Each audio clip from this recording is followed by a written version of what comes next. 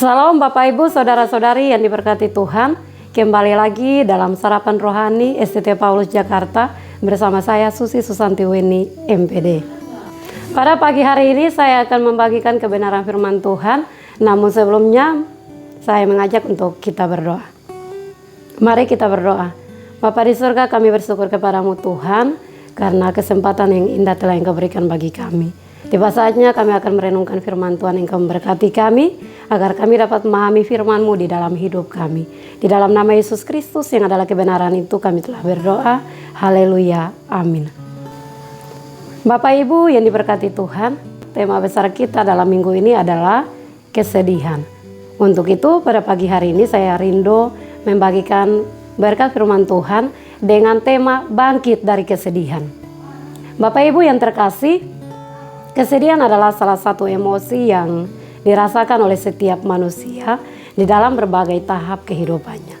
Meskipun terkadang terasa tidak menyenangkan, kesedihan adalah hal yang normal dan manusiawi dan dapat membantu kita dalam proses pertumbuhan emosional.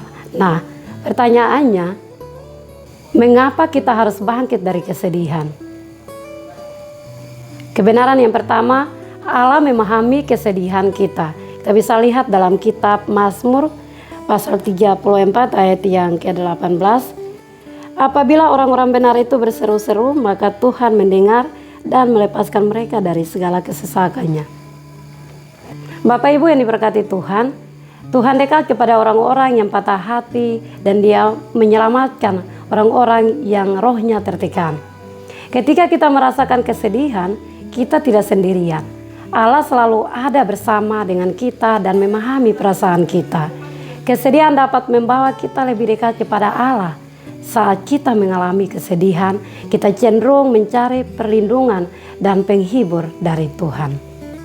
Kebenaran yang kedua, kesedihan dapat mengajarkan kita banyak hal. Dalam kitab Roma pasal 5 ayat 3 hingga ayat yang ke-5, firman Tuhan berbunyi demikian. Dan bukan hanya itu saja, kita malah bermegah juga dalam kesengsaraan kita. Karena kita tahu bahwa kesengsaraan itu menimbulkan ketekunan, dan ketekunan menimbulkan tahan uji, dan tahan uji menimbulkan pengharapan. Dan pengharapan tidak mengecewakan, karena kasih Allah telah dicurahkan di dalam hati kita oleh Roh Kudus yang telah dikaruniakan kepada kita.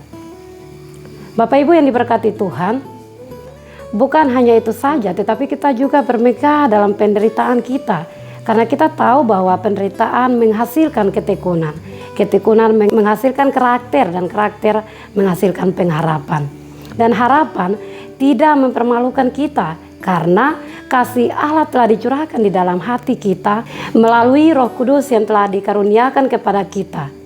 Kesedihan bisa menjadi kesempatan bagi kita untuk bertumbuh dalam ketekunan, karakter, dan pengharapan.